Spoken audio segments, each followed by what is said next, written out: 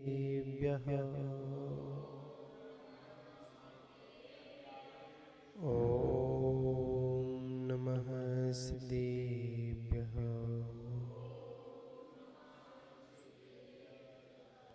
नमो अरिहन्ताणं नमो सिद्धाणं नमो आयर्याणं नमो वज्रायाणं नमो लोहि संवसाहुणं पंच परमेष्टि भगवान की 24 भगवान की परम पूज्य आचार्य गुरुदेव श्री आदिसागर महावीर कीर्ति बिंबल सागर जी गुरु महाराज की परम पूज्य तपस्वी सम्राट आचार्य गुरुदेव सन्मति सागर जी गुरु महाराज की परम पूज्य परंपराचार्य सिख स्वार्थ सौभाग्य सागर जी गुरु महाराज की अहिंसा हमारे विश्व धर्म की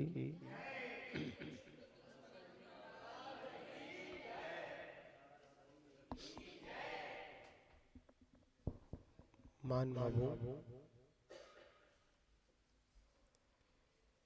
संसार की यात्रा की बहुत लंबी यात्रा है और हम सभी लोग यहाँ पर जो एकत्रित हुए हैं वह सभी एक यात्री के रूप में है।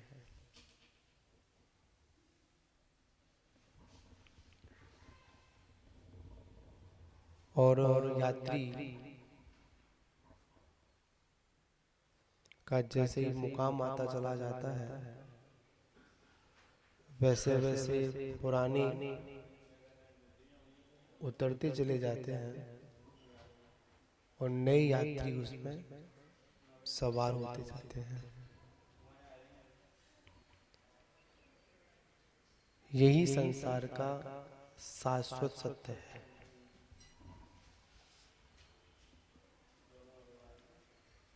और इस जो सत्य को स्वीकार करता है वही इसे यात्रा पर पूर्ण विराम लगा पाता है।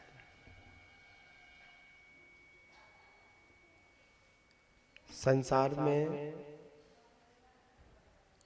संयोग और वियोग जब संयोग हुआ है तो वियोग होना भी निश्चित है।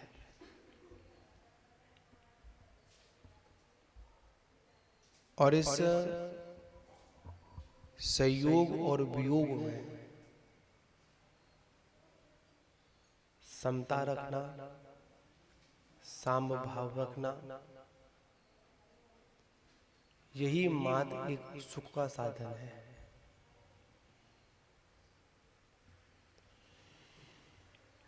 आत्म कीर्तन में एक बहुत सुंदर लाइन आती है, होता स्वयं जगत परिणाम, मैं जग का करता क्या काम। जो कुछ भी संसार में हो रहा है उसका मैं करता नहीं हूं और जो संसार में होगा उसका भी मैं कोई करता नहीं हूं। जहां पर ये कर्तृत्व बुद्धि आती है, जहां पर भोक्तृत्व बुद्धि आती है,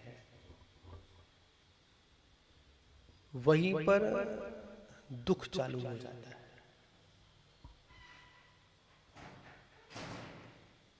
क्योंकि सुख और दुख साधनों में नहीं, हमारी कर्तृत्व और भोक्तृत्व बुद्धि पर निर्भर है।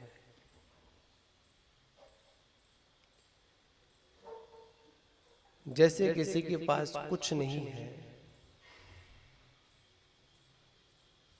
फिर भी सुखी है, और कुछ हो के पास में बहुत कुछ है फिर भी दुखी है। बहुत सारे साधन हैं फिर भी वो शांति से सो नहीं पा रहा है, और एक के पास में कुछ भी नहीं है फिर भी वो आराम से सो रहा है। इतने साधन उपलब्ध होने पर भी, भौतिक साधन उपलब्ध होने पर भी, फिर भी सोने के लिए लोग नींद की गोलियां खाएं और जगने के लिए अलार्म बजवाएं, तो ऐसे साधन भी किस काम के? सुख कहाँ? आचार्य भगवंत ने कहा, इस संसार में अगर जो पर भ्रमण चल रहा है, जो यात्रा पे हम लोग निकले हैं, यात्रा की बात है, आखिर में यात्रा में पूर्ण कब होगी, और आखिर में ऐसी कौन सी कमी रह जाती है कि जहां से आते हैं वहीं पर पहुंच जाते हैं?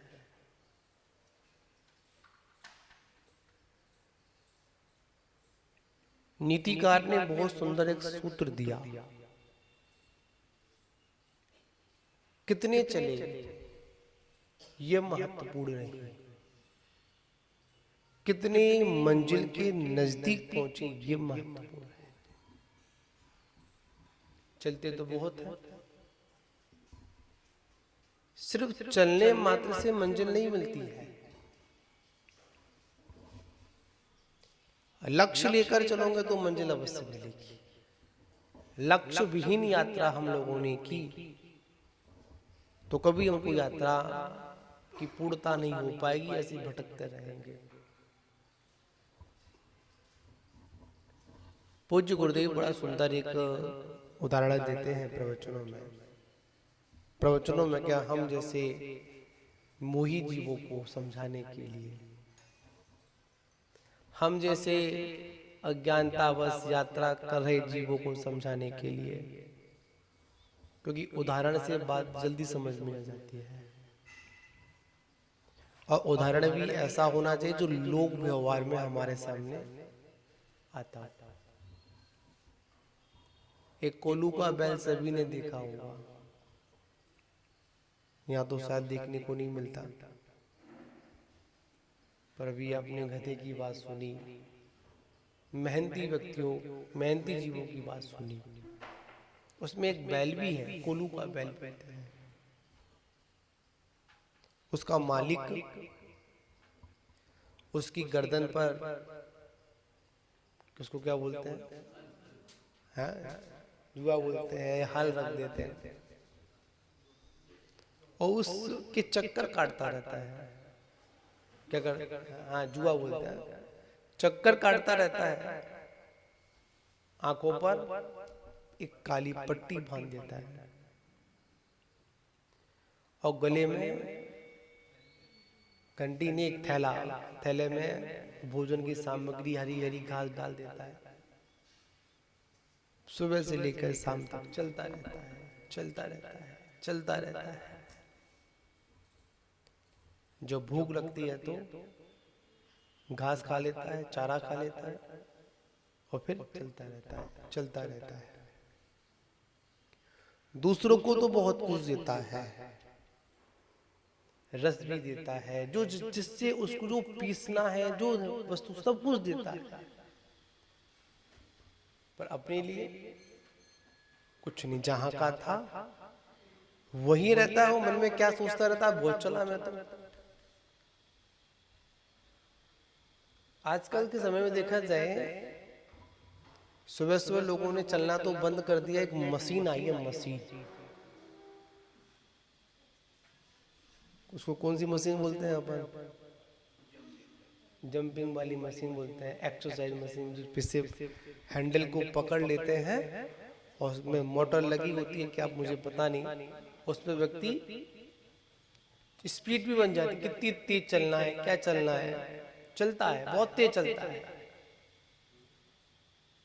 और उसमें एक मीटर भी लगा होता है, और मीटर के माध्यम से ये भी पता लग जाता है कि ये जीव, इसने मतलब कितनी मिनट में कितने कदमों को रोका, कितना किलोमीटर चली, वो भी उसमें निकल के आ जाता है, ऐसा कुछ सुनने में आया है।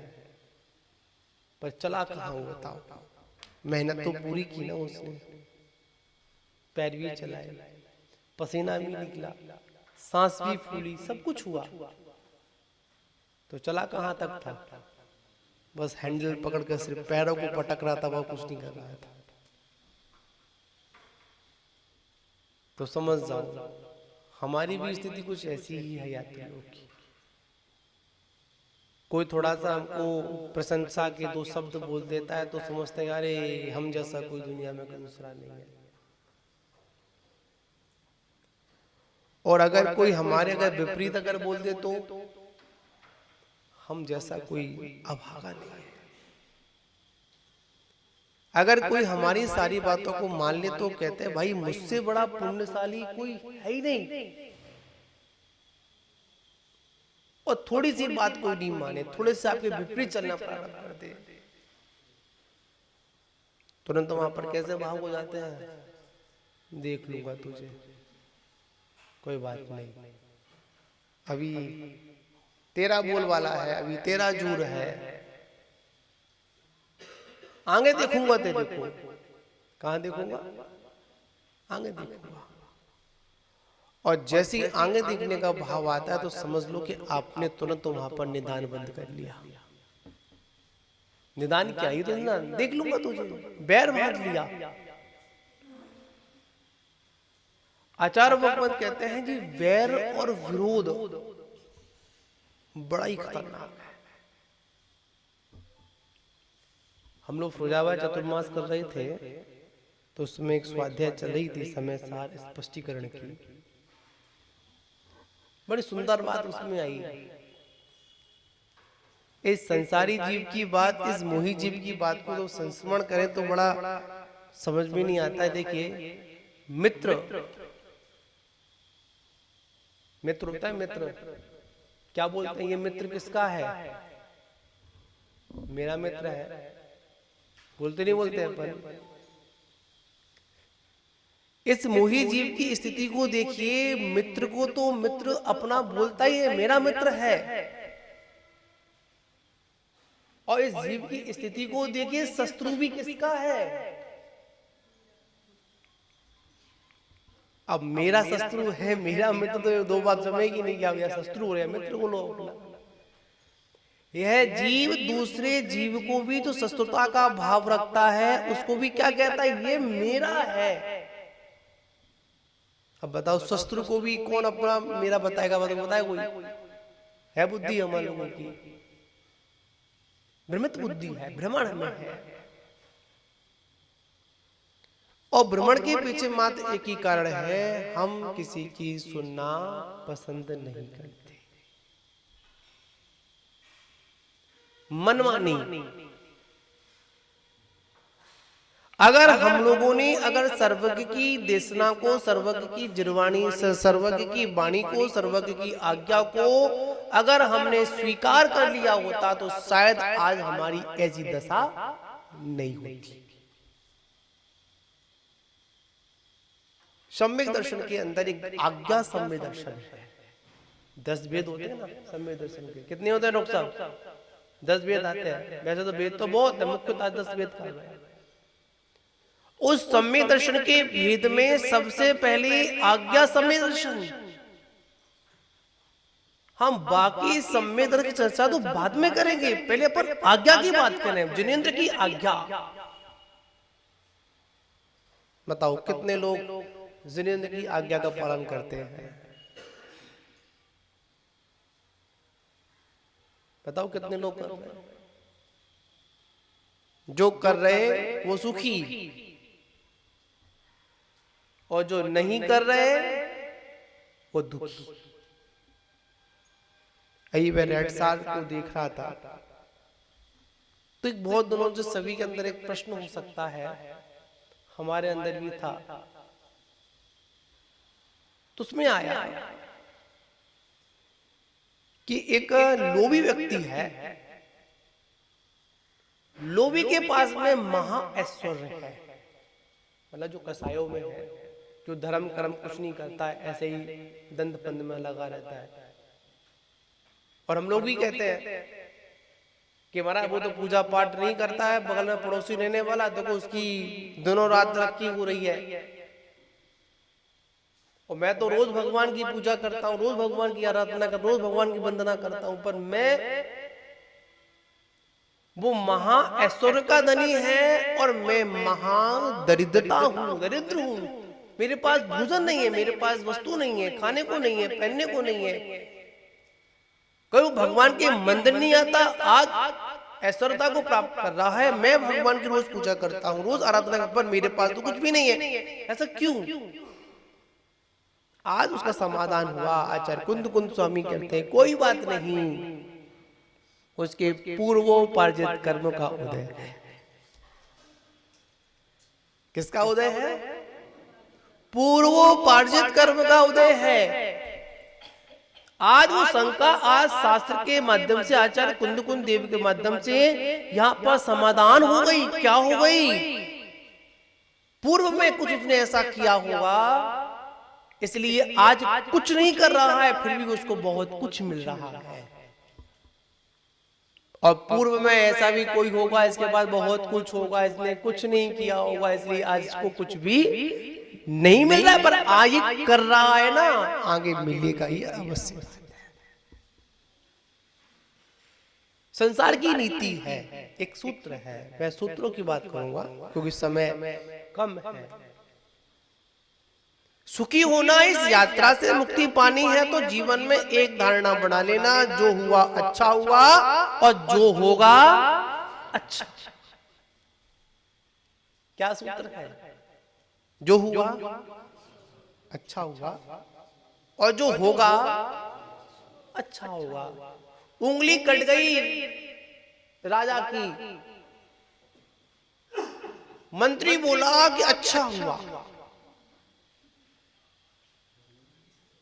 राजू भाई, ऐसा कौन सा मंत्री होगा जो राजा की उंगली कट जाए वो बोले कि अच्छा हुआ? राजा ने कहा उंगली मेरी कटी, तूने अच्छा बोला।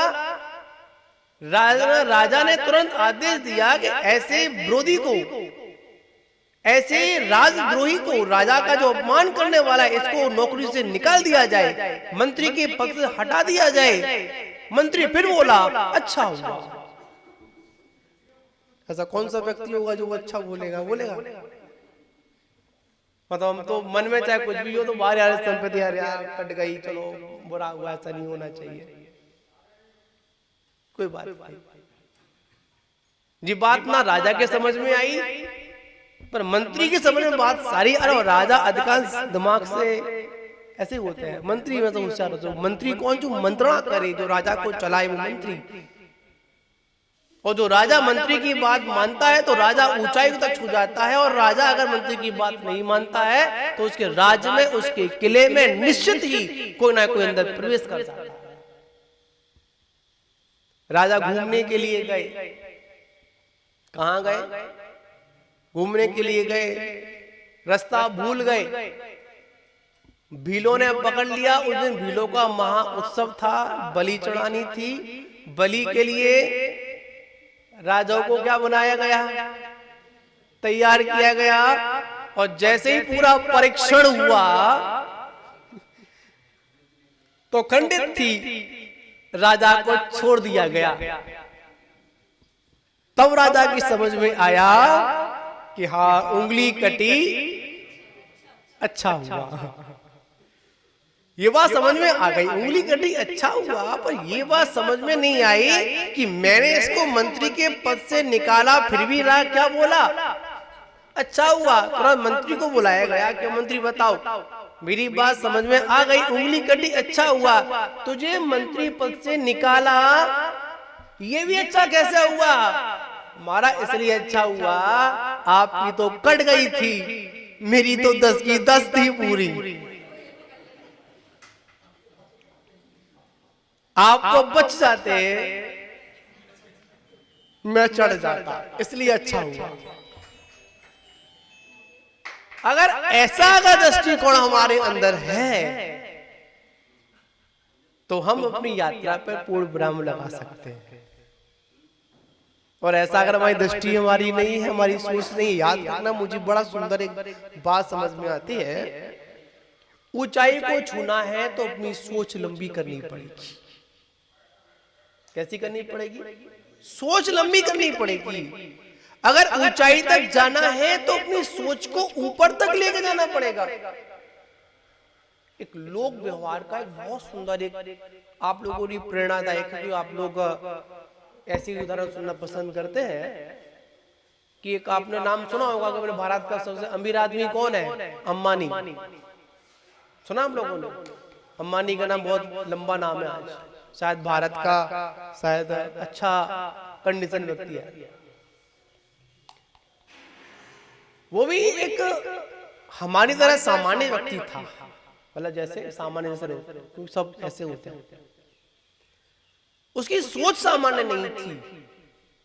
उसने अपने किसी आर्टिकल में बताया था, उसने मतलब पढ़ने को मेरा किसी ने मुझे बताया था मुझे, उसने जब वो एक सामान्य था, उसके पास कुछ नहीं था, एक सामान्य सी नौकरी करता था, सामान्य सी नौकरी तो करता था, पर उसका उठना बैठना जो चाय पीता था ना, वो सामान्य व्यक्ति में नहीं पीता था, वो हाई लेवल मतलब जो बड़ा दर्जा होता है उनके साथ उसका बैठना उठना सब कुछ था। उसने कहा कि आखिर में ऐसा तुम क्यों करते हो?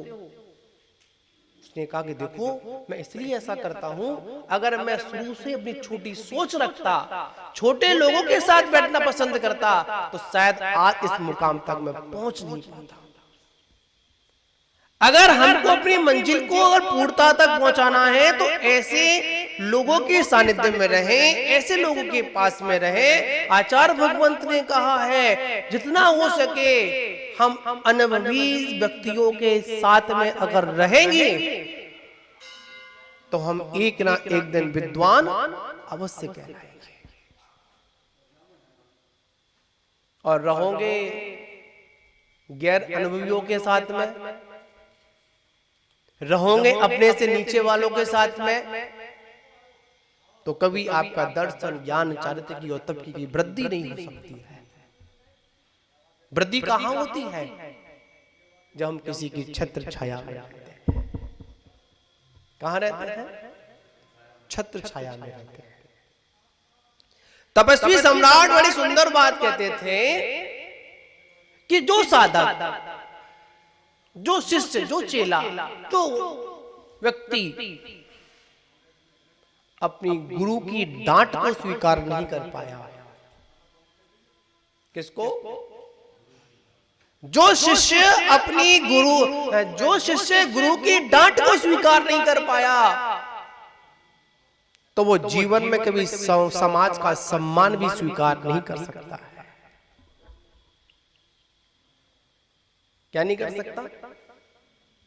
सम्मान नहीं मिलेगा उसको, कभी नहीं मिलेगा। जो गुरु की डांट स्वीकार नहीं कर पाया, जो गुरु के आदेश में नहीं चल पाया,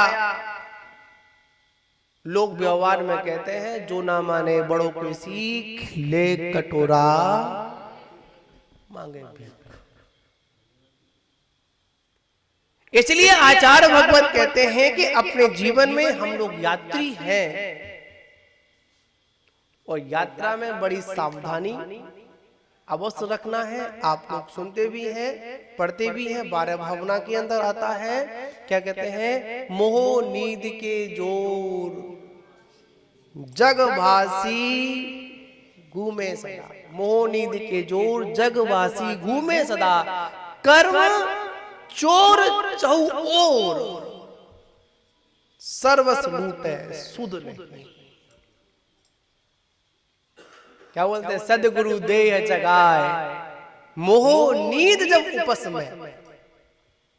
यहां पर बात समझनी है, इस संसार में अगर कोई तुम्हारे मुंह पर अगर प्रशंसा कर रहा है तो आप उसको अपना मित्र मत समझना, कड़वी बात है। अगर तुम्हारे मुख पर तुम्हारी प्रशंसा कर रहा है, तुम्हारी हाँ में हाँ मिला रहा है, आपका वो हितैषी नहीं हो सकता है। हाँ, जो आपके मुंह पर आपकी बुराई कर रहा है, आपको बात बात पर डांट रहा है, पर बाद में आपकी पीठ को थपथपा रहा है, बाद में आपकी प्रशंसा बोल रहा है, तो समझ देना कि वो व्यक्ति निश्चित आपका मित्र है। 100 चापलूस मित्रों से अच्छा एक विरोधी शत्रु हमारे लिए महत्वपूर्ण है। अगर यात्रा पर पूर्ण विराम लगाना है तो, पर क्या करें, हम लोग चापलूसों की जिंदगी जीते हैं। हमको कोई चापलूसी पसंद है, तू मेरी प्रशंसा कर, मैं तेरी प्रशंसा करूं, तू मेरे गीत गा। और आज जितनी भी जो मंचे हैं, जितने भी जो आज मतलब जो बड़ी बड़ी मंचे हैं, बड़े बड़े विद्वान हैं, बड़े बड़े व्यवस्थाएं हैं, वहां पर सिर्फ यही है, तू मेरे गीत गा, मैं तेरे गीत गाता हूं, तू मेरे सुर में, तू मेरा सुर मिला, तेरे सुर में मैं अपना सुर मिलाता हूं, बस यही कहानी चल रही है। नहीं, कभी नहीं, कभी आज देख रहे हैं हम लोग, आज हमारे धर्म में आज जो विकसित की जो परंपरा दिख रही है, मात इसीलिए है हम स्पष्ट बोलना नहीं जानते। हम मात एक दूसरे की क्या करना पसंद करते हैं, चापलूसी, गीत गाना पसंद करते हैं। महान बाबू, अपने जीवन में हम लोग यात्री हैं, और यात्री का क्या काम होता है, चलना। और जब चलते हैं तो जैसे अपन जाते हो यात्रा में, एक अटैची होती है ना, उसको बड़ी सावधानी के साथ रखते हो। कहाँ रखते हो, अटैची सावधान, पैदा सावधान, सब पास पास रखते हो। पर जो हमको गुरुओं के द्वारा हमको जो महाव्रत मिले, क्या मिले, गुरुओं के द्वारा जो हमको महाव्रत मिली, गुरुओं के द्वारा जो हमको अणुव्रत मिले,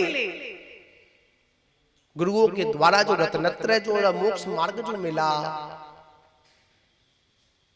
आचार्य सूर्य सागर जी महाराज ज्यादा परिचित हैं, जानते हैं कौन से, अगर वाले, मोटा बाबा, उनको मोटा बाबा बोलते हम तो। बड़ी सुंदर एक शिक्षा देते हैं। आचार्य श्री शुभदी सागर जी महाराज के संग में दीक्षा हुई।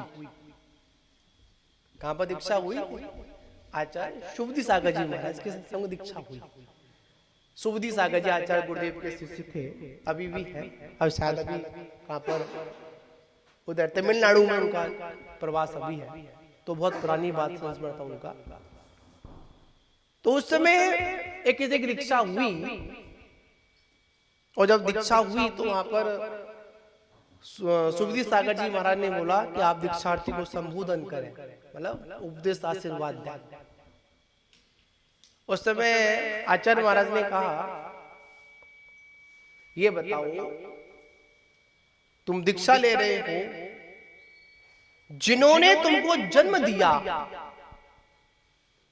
जिन्होंने तुमको पालन पोषण किया, इतना बड़ा किया, मात इन गुरु के लिए आप उनको छोड़कर आ रहे हैं। क्या कहा,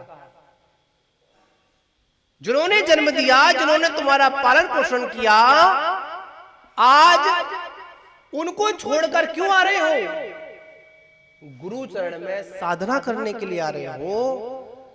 कल तुम्हारे चापलूस भक्त मिलेंगे, कई चापलूस भक्तों के चक्कर में कि अपने गुरु को तो नहीं छोड़ दोगे। बड़ी महत्वपूर्ण बात सभी पर लागू है, चाहे वो परिवार में हो, चाहे किसी में हो, या पर संसार की सत्यता की बात है। जहां पर हमारा कार्य सिद्ध है, आज हम लोग वैराग्य में नहीं, व्यक्ति के प्रभाव में प्रभावित होकर, किसमें, हमारी भूल है कि आज भौतिकता में जीने वाला जीव वैराग्य के कारण दीक्षा ले रहा है। नहीं, कुछ दीक्षा ऐसी भी है, कुछ साधक ऐसे भी हैं जो वैराग्य से नहीं, मात सामने वाले की प्रभावना को देखकर, सामने वाले की भौतिकता को देखकर उस ओर आकर्षण होकर उसूल मुड़ जाते हैं। याद रखना, श्रावक और साधु का संबंध कितना होना चाहिए? नमोस्तु और आशीर्वाद। कितना होना चाहिए? नमोस्तु का और आशीर्वाद का। आचार्यों ने विधान बता दिए, स्पष्ट आदेश दिया, दीक्षित साधु से, नव दीक्षित साधु से श्रावक को कितनी दूर रहना चाहिए। पर आज हम लोग क्या अपनी आचार संहिता का पालन करते हैं? विचार करने वाली बात है। अगर आज भी अगर श्रावक अगर शुद्ध भोजन साधु को अगर कराना प्रारंभ कर दे तो साधु आज भी चतुर्थ काल की साधना करने के लिए तैयार है। सबसे अगर अशुद्धि अगर आई है तो किसमें आई है? आहारचर्या में आई है। और जहां पर आहारचर्या में अशुद्धि आती है तो बुद्धि काम नहीं करती है, बुद्धि काम ही नहीं करेगी। इसलिए आचार्यों ने कहा, अगर पहले के साधु लोग थे, आचार्य विमल सागर जी को देखिए, महावीर कीर्ति महाराज को देखिए, आचार्य गुरुदेव सन्मत सागर जी के साथ चतुर्मास था हम लोगों का, कोल्हापुर स्थापना हो रही थी। गुरु महाराज ने स्पष्ट कहा, संघ के 4 संघपति हैं। कितने? संघ के 4 संघपति हैं, पर मेरे को आदत इन संघपतियों की चापलूसी करना नहीं है। क्या नहीं है? चापलूसी करना मेरी आदत। महानुभावों, याद रखना, जीवन में अगर वास्तविकता में जैसा हो वैसा बोलना, एक बार किसी को बुरा लगे, लग जाए। मुझे महाराज जी संस्मरण बताते हैं 98 के चतुर्मास का। अपने महेंद्र पंडित जी थे, तो मेहंदी नाम था, महेंद्र पंडित जी थे, महेंद्र कुमार जी, आदिनाथ मंदिर से। बड़े महाराज जी की दीक्षा, नई दीक्षा थी, दूसरा चतुर्मास टूडला में था महाराज जी का। तो कभी कभी ज्ञान का क्षयोक्षम इतना नहीं होता है, कुछ सब व्यवस्थाएं नहीं होती है उस समय, क्योंकि पंचम काल है, सब व्यवस्था इतना सनन नहीं है, कुछ चीजें हो जाती है, स्वाध्याय भी होती थी। अगर महेंद्र कुमार जी को अगर कोई चीज लगती थी, पता कैसे संबोधन करते थे? शायद टूडला में ऐसा कुछ संबोधन कर भी नहीं पाएगा मेरे अंदाज में आज की कंडीशन में। जहां पर जो कमी दिखी, मतलब कमी मतलब जो संज्ञान में आया, ज्ञानी के संज्ञान में आया कि थोड़ा सा आगम के शब्द आगे पीछे है, तुरंत ग्रंथ लेकर जाते थे। पहले ग्रंथ में उसको खोजते थे और वहां पर एक पर्चा लगाया संकेत के लिए, और महाराज जी के हाथ में भेंट करते थे और बोलते थे कि महाराज श्री कि ये मेरे को समझ में नहीं आ रहा है, आप थोड़ा सा समझा देना। तुरंत उस ग्रंथ को देखा, जो था, जो नहीं होना चाहिए उसमें वो सुधार किया अपने जीवन में। तो तुरंत फिर महाराज जी का क्या निवेदन, मतलब क्या उनके प्रति एक सम्मान। हाँ पंडित जी समझ गए, वहां पर तुरंत उसको सुधार किया। पर हम लोग आज लोग क्या करते हैं, कोई चीज देखते हैं तुरंत क्या करते हैं, अपन टाइप किया और उसको क्या कर दिया हम लोगों ने, छोड़ दिया। महानुभावों, विचार करना है, सोचना है, कहीं हमारे द्वारा कोई ऐसा कार्य ना हो जाए जो जिन शासन की अप्रभावना हो जाए। क्या नहीं हो जाए? अगर हमारे द्वारा प्रभावना नहीं हो वो चलेगा, हम प्रभावना में निमित्त बने ना बने वो चलेगा, पर जिन शासन की अप्रभावना में अगर निमित्त बन गए तो बंधुओं भव भवों तक पता नहीं हमारा क्या। तो महानुभावों, अपने जीवन को संभालना है। हम लोग यात्री हैं। कौन है? यात्री है। और यात्रियों को बाहर झांकने की आदत ज्यादा होती है, और कुछ तो ऐसे बाल यात्री होते हैं जिन्हों को खिड़की पर बैठने की ज्यादा क्या होती है, आदत होती है। और कुछ यात्री ऐसे भी होते हैं जिन्हों को ड्राइवर के बगल में बैठने की भी आदत, क्यों? उनको रोड देखने की, इधर उधर झांकने की आदत होती है। पर जो समझदार जो यात्री होता है उसको पता है कहीं बैठ जाओ, पर लक्ष्य में क्या होना चाहिए? हमारी मंजिल होना चाहिए। तो महानुभावों, समय हो गया, पूज्य गुरुदेव को भी सुनना है। ठीक है, आगे की यात्रा का पूर्ण विराम कैसे हो, ये पूज्य गुरुदेव हमको संकेत करेंगे। और गुरुदेव तो यही कहेंगे, आचार्य महाराज भी कहते थे, अगर संसार से पार होना है, और वैसे किसी से पूछा जाए कि तुम सुखी हो दुखी हो, बताओ, बोलो ना, है? दुखी हो सुखी हो?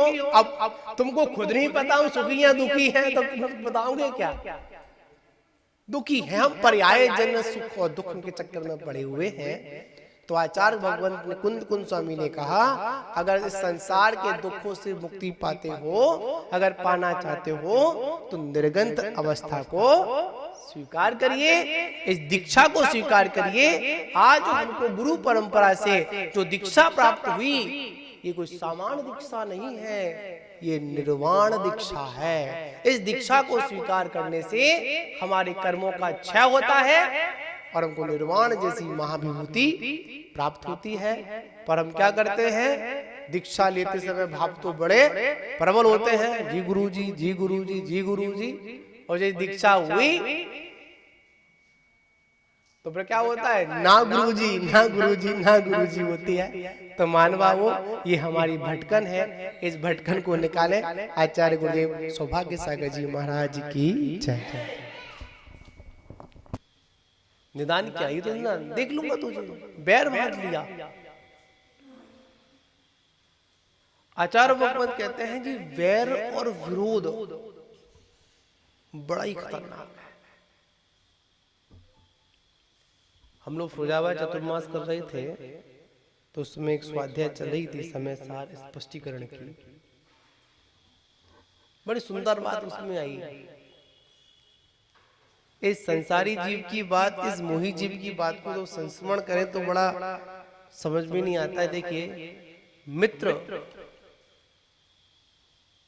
मित्र होता है, मित्र क्या बोलते हैं? ये मित्र किसका है? मेरा मित्र है, बोलते नहीं बोलते हैं पर। इस मोही जीव की स्थिति को देखिए, मित्र को तो मित्र अपना बोलता ही है, मेरा मित्र है। और इस जीव की स्थिति को देखिए, शत्रु भी किसका है? अब मेरा शत्रु है, मेरा मित्र, तो दो बात समझेगी नहीं, क्या शत्रु हो रहा है, मित्र बोलो। यह जीव दूसरे जीव को भी जो शत्रुता का भाव रखता है, उसको भी क्या कहता है? ये मेरा है। अब बताओ, शत्रु को भी कौन अपना मेरा बताएगा? बताए कोई है? बुद्धि हमारे लोगों की भ्रमित बुद्धि है, भ्रमण में है। और भ्रमण के पीछे मात्र एक ही कारण है, हम किसी की सुनना पसंद नहीं करते, मनमानी। अगर हम लोगों ने अगर सर्वज्ञ की देशना को, सर्वज्ञ की जिरवाणी, सर्वज्ञ की वाणी को, सर्वज्ञ की आज्ञा को अगर हमने स्वीकार कर लिया होता, तो शायद आज हमारी ऐसी दशा नहीं होती। सम्यक दर्शन के अंदर एक आज्ञा सम्यक दर्शन है। 10 वेद होते हैं ना सम्यक दर्शन के। कितने होते हैं डॉक्टर साहब? 10 वेद आते हैं। वैसे तो वेद तो बहुत है, मुख्यतः 10 वेद का है। उस सम्यक दर्शन के भेद में सबसे पहले आज्ञा सम्यक दर्शन। हम बाकी सम्यक दर्शन की चर्चा तो बाद में करेंगे, पहले अपन आज्ञा की बात करें। जिनेंद्र की आज्ञा। बताओ कितने लोग जिनेंद्र की आज्ञा का पालन करते हैं। बताओ कितने लोग कर रहे हैं? जो कर रहे वो सुखी, और जो नहीं कर रहे वो दुखी। अभी मैं रेड सार को देख रहा था, तो एक बहुत दिनों से सभी के अंदर एक प्रश्न हो सकता है, हमारे अंदर भी था,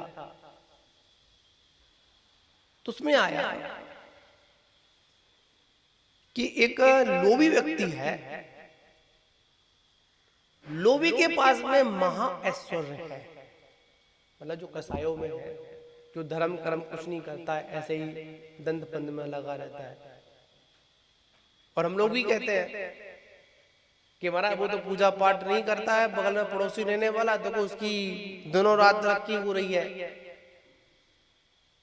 और मैं तो रोज भगवान की पूजा करता हूँ, रोज भगवान की आराधना कर, रोज भगवान की वंदना करता हूँ, पर मैं वो महा ऐश्वर्य का धनी है और मैं महा दरिद्रता हूँ, दरिद्र हूँ। मेरे पास भोजन नहीं है, मेरे पास वस्तु नहीं है, खाने को नहीं है, पहनने को नहीं है, कोई भगवान के मंदिर नहीं आता, आज ऐश्वर्यता को प्राप्त कर रहा है। मैं भगवान की रोज पूजा करता हूँ, रोज आराधना करता हूँ, पर मेरे पास तो कुछ भी नहीं है, ऐसा क्यों? आज उसका समाधान हुआ। आचार्य कुंद कुंद स्वामी कहते हैं कोई बात नहीं, उसके पूर्वोपार्जित कर्म का उदय है। किसका उदय है? पूर्वोपार्जित कर्म का उदय है। आज वो शंका आज शास्त्र के माध्यम से, आचार्य कुंद कुंद देव के माध्यम से यहाँ पर समाधान हो गई। क्या हो गई? पूर्व में कुछ उसने ऐसा किया होगा, इसलिए आज कुछ नहीं कर रहा है, फिर भी उसको बहुत कुछ मिल रहा है। और पूर्व में ऐसा भी कोई होगा, इसके बाद बहुत कुछ होगा, इसने कुछ नहीं किया होगा, इसलिए आज इसको कुछ भी नहीं मिल रहा है, पर आगे कर रहा है ना, आगे मिलेगा ही अवश्य। संसार की नीति है, एक सूत्र है, मैं सूत्रों की बात करूंगा क्योंकि समय कम है। सुखी होना, इस यात्रा से मुक्ति पानी है, तो जीवन में एक धारणा बना लेना, जो हुआ अच्छा हुआ और जो होगा अच्छा। क्या सूत्र है? जो हुआ अच्छा हुआ और जो होगा अच्छा होगा। उंगली कट गई राजा की,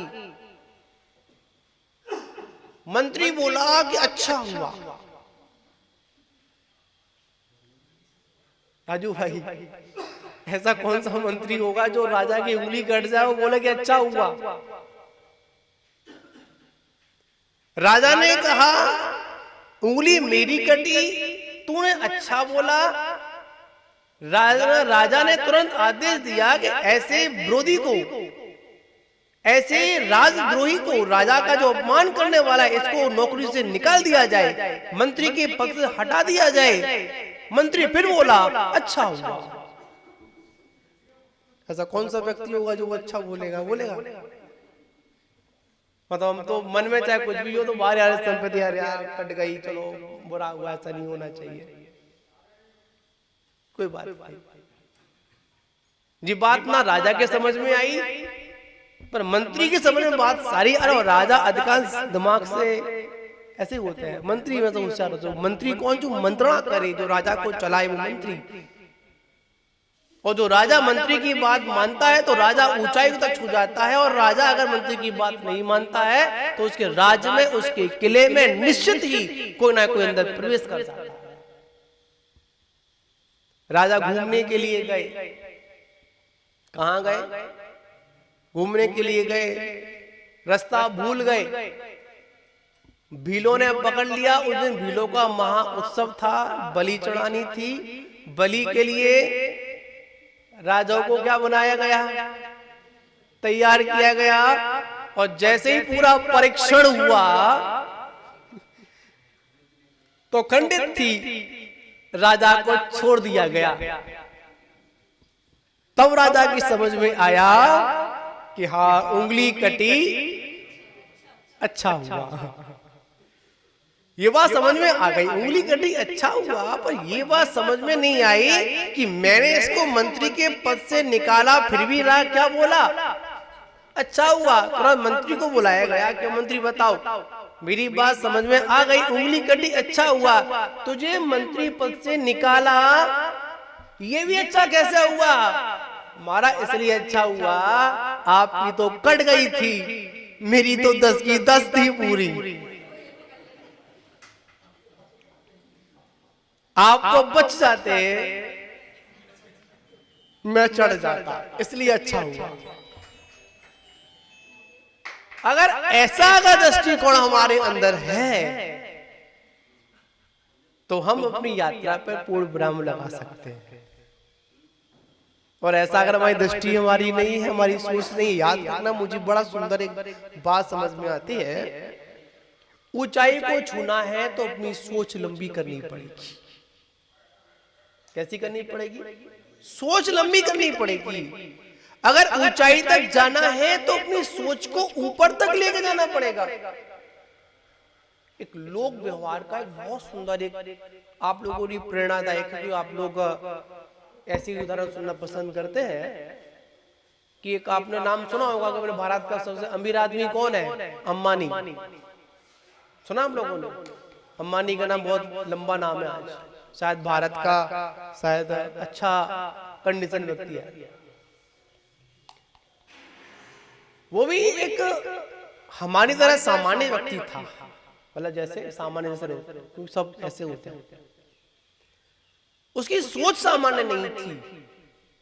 उसने अपने किसी आर्टिकल में बताया था, उसने मतलब पढ़ने को मैंने उससे किसी ने मुझे बताया था मुझे, उसने जब वो एक सामान्य था, उसके पास कुछ नहीं था, एक सामान्य सी नौकरी करता था, सामान्य सी नौकरी तो करता था, पर उसका उठना बैठना जो चाय पीता था ना, वो सामान्य व्यक्ति में नहीं पीता था, वो हाई लेवल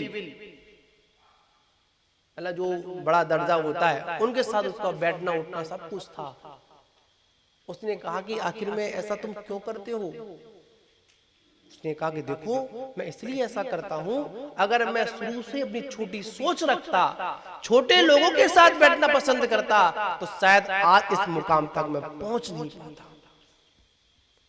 अगर हमको अपनी मंजिल को अगर पूर्णता तक पहुंचाना है तो ऐसे लोगों के सानिध्य में रहें, ऐसे लोगों के पास में रहें। आचार्य भगवंत ने कहा है जितना हो सके हम अनुभवी व्यक्तियों के साथ में अगर रहेंगे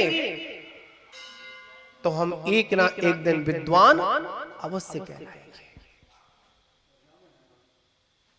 और रहोगे गैर अनुभवियों के साथ में, रहोगे अपने से नीचे वालों के साथ में, तो कभी आपका दर्शन ज्ञान चारित्र की और तप की वृद्धि नहीं हो सकती है। वृद्धि कहां होती है? जब हम किसी की छत्र छाया में रहते हैं। कहां रहते हैं? छत्र छाया में रहते हैं। तपस्वी सम्राट बड़ी सुंदर बात कहते थे कि जो साधक, जो शिष्य, जो चेला, जो व्यक्ति अपनी गुरु की डांट को स्वीकार नहीं कर पाया, किसको? जो शिष्य अपनी जो शिष्य गुरु की डांट को स्वीकार नहीं कर पाया, तो वो जीवन में कभी समाज का सम्मान भी स्वीकार नहीं कर सकता है। क्या नहीं कर सकता? सम्मान नहीं मिलेगा उसको, कभी नहीं मिलेगा। जो गुरु की डांट स्वीकार नहीं कर पाया, जो गुरु के आदेश में नहीं चल पाया,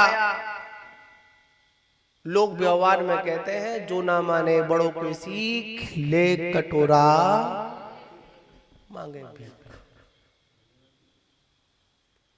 इसलिए आचार्य भगवत कहते हैं कि अपने जीवन में हम लोग यात्री हैं और यात्रा में बड़ी सावधानी अवश्य रखना है। आप लोग सुनते भी हैं, पढ़ते भी हैं, 12 भावना के अंदर आता है, क्या कहते हैं? मोह नींद के जोर जग भासी घूमे सदा, मोह नींद के जोर जगवासी घूमे सदा, कर्म चोर चहु ओर, सर्वस लूटे सुध नहीं। क्या बोलते हैं, सदगुरु देह जगाए, मोह नींद जब उपस में। यहां पर बात समझनी है, इस संसार में अगर कोई तुम्हारे मुंह पर अगर प्रशंसा कर रहा है तो आप उसको अपना मित्र मत समझना, कड़वी बात है। अगर तुम्हारे मुख पर तुम्हारी प्रशंसा कर रहा है, तुम्हारी हाँ में हाँ मिला रहा है, आपका वो हितैषी नहीं हो सकता है। हाँ, जो आपके मुंह पर आपकी बुराई कर रहा है, आपको बात बात पर डांट रहा है, पर बाद में आपकी पीठ को थपथपा रहा है, बाद में आपकी प्रशंसा बोल रहा है, तो समझ देना कि वो व्यक्ति निश्चित आपका मित्र है। 100 चापलूस मित्रों से अच्छा एक विरोधी शत्रु हमारे लिए महत्वपूर्ण है। अगर यात्रा पर पूर्ण विराम लगाना है तो, पर क्या करें, हम लोग चापलूसों की जिंदगी जीते हैं। हमको वही चापलूसी पसंद है, तू मेरी प्रशंसा कर, मैं तेरी प्रशंसा करूं, तू मेरे गीत गा। और आज जितनी भी जो मंचे हैं, जितने भी जो आज मतलब जो बड़ी बड़ी मंचे हैं, बड़े बड़े विद्वान हैं, बड़े बड़ी व्यवस्थाएं हैं, वहां पर सिर्फ यही है, तू मेरे गीत गा, मैं तेरे गीत गाता हूं, तू मेरे सुर में, तू मेरा सुर मिला, तेरे सुर में मैं अपना सुर मिलाता हूं। बस यही कहानी चल रही है। नहीं, कभी नहीं, कभी आज देख रहे हैं हम लोग, आज हमारे धर्म में आज जो विकसित की जो परंपरा दिख रही है, मात इसीलिए है हम स्पष्ट बोलना नहीं जानते। हम मात एक दूसरे की क्या करना पसंद करते हैं, चापलूसी, गीत गाना पसंद करते हैं। महान बाबू, अपने जीवन में हम लोग यात्री हैं, और यात्री का क्या काम होता है, चलना। और जब चलते हैं तो जैसे अपन जाते हो यात्रा में, एक अटैची होती है ना, उसको बड़ी सावधानी के साथ रखते हो। कहाँ रखते हो, अटैची सावधान, पैदा सावधान, सब पास पास रखते हो। पर जो हमको गुरुओं के द्वारा हमको जो महाव्रत मिले, क्या मिले, गुरुओं के द्वारा जो हमको महाव्रत मिली, गुरुओं के द्वारा जो हमको अणुव्रत मिले, गुरुओं के द्वारा जो रत्नत्रय जो मोक्ष मार्ग जो मिला, आचार्य सूर्य सागर जी महाराज ज्यादा परिचित हैं, जानते हैं कौन से, अगरगर वाले, मोटा बाबा, उनको मोटा बाबा बोलते हम तो। बड़ी सुंदर एक शिक्षा देते हैं हमें। आचार्य श्री शुभदी सागर जी महाराज के संग में दीक्षा हुई। कहां पर दीक्षा हुई, आचार्य शुभदी सागर जी महाराज के संग दीक्षा हुई। शुभदी सागर जी आचार्य गुरुदेव के शिष्य थे, अभी भी है, अब शायद अभी कहां पर, उधर तमिलनाडु में उनका प्रवास अभी है, तो बहुत पुरानी बात समझ में आता उनका। तो उस समय एक दीक्षा हुई, और जब दीक्षा हुई तो वहां पर शुभदी सागर जी महाराज ने बोला कि आप दीक्षार्थी को संबोधन करें, मतलब उपदेश आशीर्वाद दें। उस समय आचार्य महाराज ने कहा, ये बताओ, तुम दीक्षा ले रहे हो, जिन्होंने तुमको जन्म दिया, जिन्होंने तुमको पालन पोषण किया, इतना बड़ा किया, मात इन गुरु के लिए आप उनको छोड़कर आ रहे हैं। क्या कहा, जिन्होंने जन्म दिया, जिन्होंने तुम्हारा पालन पोषण किया, आज उनको छोड़कर क्यों आ रहे हो? गुरु चरण में साधना करने के लिए आ रहे हो। कल तुम्हारे चापलूस भक्त मिलेंगे, कई चापलूस भक्तों के चक्कर में कि अपने गुरु को तो नहीं छोड़ दोगे। बड़ी महत्वपूर्ण बात, सभी पर लागू है, चाहे वो परिवार में हो, चाहे किसी में हो। यहां पर संसार की सत्यता की बात है। जहां पर हमारा कार्य सिद्ध है, आज हम लोग वैराग्य में नहीं, व्यक्ति के प्रभाव में प्रभावित होकर, किसमें हमारी भूल है कि आज भौतिकता में जीने वाला जीव वैराग्य के कारण दीक्षा ले रहा है। नहीं, कुछ दीक्षा ऐसी भी है, कुछ साधक ऐसे भी हैं जो वैराग्य से नहीं, मात्र सामने वाले की प्रभावना को देखकर, सामने वाले की भौतिकता को देखकर उस ओर आकर्षण होकर उस ओर मुड़ जाते हैं। याद रखना, श्रावक और साधु का संबंध कितना होना चाहिए? नमोस्तु और आशीर्वाद। कितना होना चाहिए? नमोस्तु का और आशीर्वाद का। आचार्यों ने विधान बता दिए, स्पष्ट आदेश दिया, दीक्षित साधु से, नव दीक्षित साधु से श्रावक को कितनी दूर रहना चाहिए। पर आज हम लोग क्या अपनी आचार संहिता का पालन करते हैं? विचार करने वाली बात है। अगर आज भी अगर श्रावक अगर शुद्ध भोजन साधु को अगर कराना प्रारंभ कर दे, तो साधु आज भी चतुर्थ काल की साधना करने के लिए तैयार है। सबसे अगर अशुद्धि अगर आई है तो किसमें आई है? आहारचर्या में आई है। और जहां पर आहारचर्या में अशुद्धि आती है तो बुद्धि काम नहीं करती है, बुद्धि काम ही नहीं करेगी। इसलिए आचार्यों ने कहा, अगर पहले के साधु लोग थे, आचार्य विमल सागर जी को देखिए, महावीर कीर्ति महाराज को देखिए, आचार्य गुरुदेव सन्मत सागर जी के साथ चतुर्मास था हम लोगों का, कोल्हापुर स्थापना हो रही थी। गुरु महाराज ने स्पष्ट कहा, संघ के 4 संघपति हैं। कितने? संघ के 4 संघपति हैं, पर मेरे को आदत इन संघपतियों की चापलूसी करना नहीं है। क्या नहीं है? चापलूसी करना मेरी आदत। महानुभावों, याद रखना, जीवन में अगर वास्तविकता में जैसा हो वैसा बोलना, एक बार किसी को बुरा लगे, लग जाए।